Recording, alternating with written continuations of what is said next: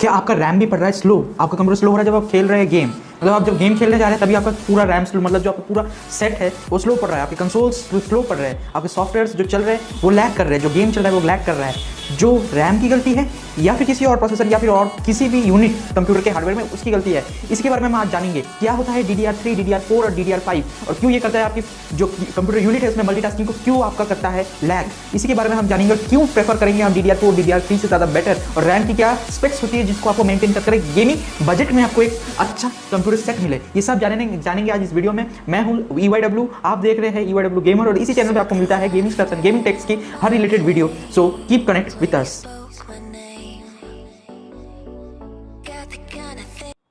तो जैसे मैंने वीडियो के स्टार्टिंग में बताया कि अगर आप यूज़ करते हैं DDR2 रैम या फिर DDR3 रैम, तो अब जो गेम्स आएंगे 2019 के बाद से वो आपके रैम पर बहुत ही ज़्यादा प्रेशर डालेंगे। मतलब आपके रैम का मतलब क्या था, पहले इसको जान लेते हैं।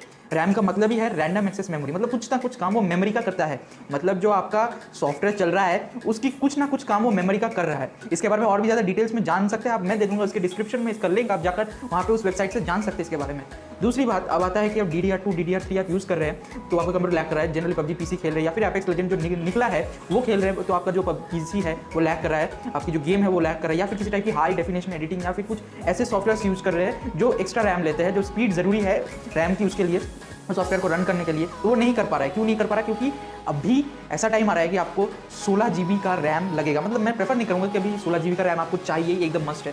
आपको मैं यही कहूँगा कि आपका जो भी है 2 GB रैम 1 GB रैम कितना भी है आपका PC, उसको अपग्रेड कर लीजिए 8 GB तक। 8 GB से ज़्यादा भी कर सकते हैं, अगर आपके पास इतना ज़्यादा आपका बजट अच्छा है तो आप 8 GB के ऊपर कर सकते हैं, मगर मैं 8 GB की रैम आपको प्रेफर करूँगा। क्योंकि अभी जो सेंसेक्स चल रहा है, अभी जो मैंने मॉडर्न हो रहा है अभी 2019 से, गेमिंग इंडस्ट्री जो बहुत ही ज़्यादा ग्रो कर रही है, गेमिंग इंडस्ट्री जी हाँ मैं कह रहा हूँ, गेमिंग इंडस्ट्री बहुत ही ज़्यादा 2019 से ग्रो कर रही है, तो ऐसे कुछ गेम्स आएंगे जो 16 GB के मतलब लग जाएगा, आपका 16 GB लग जाएगा। यहाँ पे तो आपका जो PUBG PC है उसकी मिनिमम रिक्वायरमेंट्स ही आपके 8 GB रैम है, मतलब 8 GB रैम नहीं है तो आपका PC गंदा है। मतलब आप एक आज के ज़माने में आप हाई डेफिनेशन गेम कोई भी नहीं खेल पाएंगे।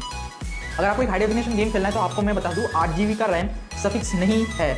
8 GB से ऊपर लीजिए, 8 GB भी लीजिए चलेगा, मगर 8 GB से ऊपर लीजिए, मैं हमेशा प्रेफर करता हूँ 8 GB से, क्योंकि वो मिनिमम रिक्वायरमेंट्स है। अगर आप मिनिमम रिक्वायरमेंट्स की बात करें तभी मैं आपको 8 GB रैम प्रेफर करूँगा। अब बात आती है DDR3 DDR4 या DDR2 कौन सा ले। देखो साफ साफ बात है, DDR2 पुराना हो चुका है। अगर आपके पास Pentium प्रोसेसर है या फिर i3 प्रोसेसर है तो आप चला लीजिए। DDR2 में आपको गेम नहीं खेलना, आपको नॉर्मल कुछ आपके डॉक्यूमेंट बनाने कुछ करने। जब आप एडिटिंग से स्टार्ट करके गेमिंग की बात करते हैं तब आपका स्टार्ट होता है DDR3।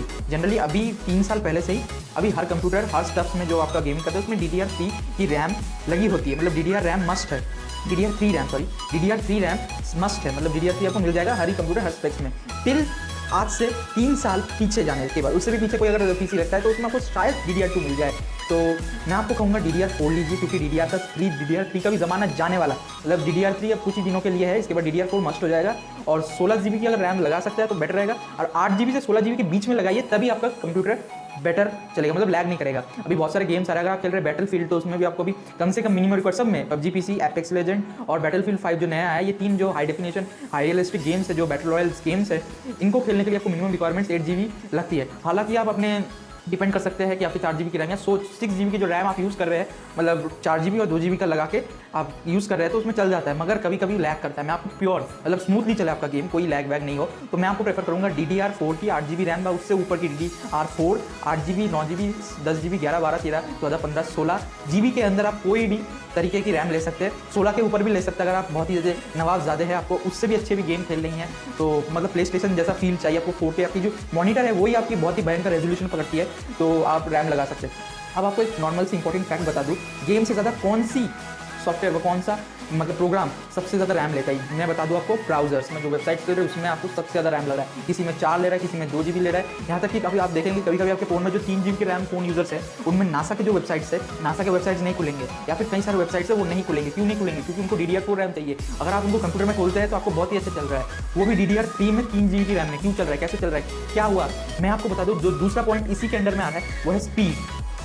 मैं आपको बता दूं स्पीड बहुत ज़्यादा मायने करती है DDR3 में भी DDR4 में भी। अब मैं बात कर लेता हूँ DDR3 DDR4 और उनकी स्पीड्स की बारे में। तो DDR3 में जो सबसे ज़्यादा मैक्सिमम स्पीड है, मैं जितनी दूर देखा हो 1333 मेगाहर्ट्ज़ तो 1333 मेगाहर्ट्ज जो उसका मैक्सिमम है। मतलब मैंने जो देखा है क्रॉसहेयर का, हाइनिक्स का, फिर बहुत सारे ऐसे रैम्स है जो DDR3 के 8 GB के रैम्स है, उनकी मैं बात कर रहा हूँ, उनकी 1333 मेगाहर्ट्ज की स्पीड है। मतलब जो आपका काम होगा उसके हिसाब से होगा, मतलब कह सकते हैं मीडियम रेंज में आपका काम होगा। मतलब कह सकते हैं 87 Mbps पर सेकेंड, मतलब फाइल ट्रांसफर जितना इसकी पावर रहेगी। अब बात करते हैं DDR4 की 8 GB की रैम। मैं बता दूं DDR4 की जो 8 GB की रैम है वो आपको 3000 मेगाहर्ट्ज की फैसिलिटी दे रही है। 3000 मेगाहर्ट्ज की फैसिलिटी, सोचिए ये 1000 DDR3 जो है वो 1333 मेगाहर्ट्ज की फैसिलिटी दे रही है, और आपको यहाँ पे दे रही है DDR4 8 GB की रैम आपको दे रही है 3000 मेगाहर्ट्ज की स्पीड। तो ऑलवेजली मैं कहूँगा कि DDR4 लीजिए, क्योंकि DDR3 अभी बस कुछ ही दिनों के लिए है, फिर आपको DDR4 लेना ही पड़ेगा। और दूसरी बात है जो मुझसे बहुत सारे लोग पूछा करते हैं कि सिंगल स्लॉट और डुअल स्लॉट का मतलब क्या है और उनमें क्या करना चाहिए हमको। तो सिंगल स्लॉट आप देख लीजिए, कई अभी तो नहीं मिलते हैं। कुछ मदरबोर्ड्स में जो रैम की जो स्लॉट, रैम को लगाने की जो स्लॉट होती है वो एक होती है। मतलब अब जितने भी ज़्यादा मेमोरी का मतलब 8 16 जितना एक ही लगेगा, और 2 स्लॉट्स होते हैं। अभी जनरली 2 स्लॉट ही चल रहे हैं मदरबोर्ड्स में, अभी 2 स्लॉट ही कॉमन है।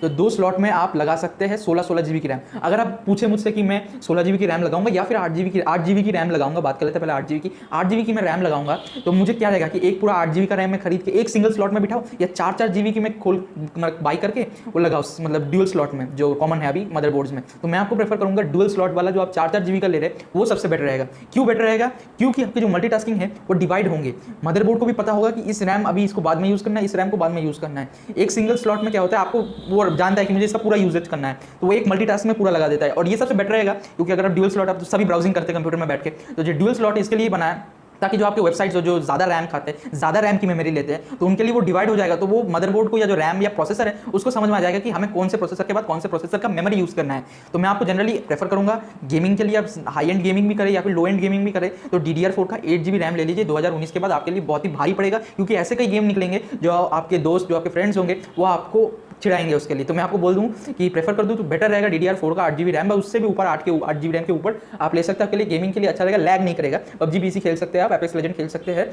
कॉल ऑफ ड्यूटी के जो नए निकले उनको भी, और आपका सबसे प्यारा, मेरा सबसे प्यारा बैटलफील्ड 5 खेल पाएंगे आप। तो जनरली मैं आपको अभी भी प्रेफर कर रहा हूँ, जल्दी से जाइए। अगर आप अभी बाय करने वाला है तो DDR4 की 8 GB रैम की ले लीजिए, आपकी बहुत अच्छी 3000 मेगाहर्ट्ज बहुत ज़्यादा है, बहुत इनफ है स्पीड, आपकी अच्छी मल्टीटास्किंग होगी, आप एडिटिंग भी कर सकते हैं, आप गेमिंग भी कर सकते हैं, आप नॉर्मल काम भी कर सकते हैं। और अगर आप लैपटॉप ले रहे हैं तो आप ये फर्स्ट चेक कर लीजिएगा कि वो जो आप लैपटॉप ले रहे हैं उसमें ये DDR4 की 8 GB की रैम दे रही है या DDR3 की 8 GB की रैम दे रही है, और जो उसकी स्पीड है कई बार वेरी करती है, 1200 देती है, कई टाइम 1333 देती है, और कभी कभी 3000 की जो DDR4 की रैम है 8 GB की, उसमें 3000 मेगाहर्ट्ज की स्पीड देती है। तो ये सब चेक कर लीजिएगा, तभी आप एक बेटर PC या बेटर लैपटॉप बाय कर पाएंगे, और एक अच्छी गेमिंग परफॉर्मेंस आप मतलब एक्सपीरियंस कर पाएंगे अपने PC या फिर लैपटॉप से।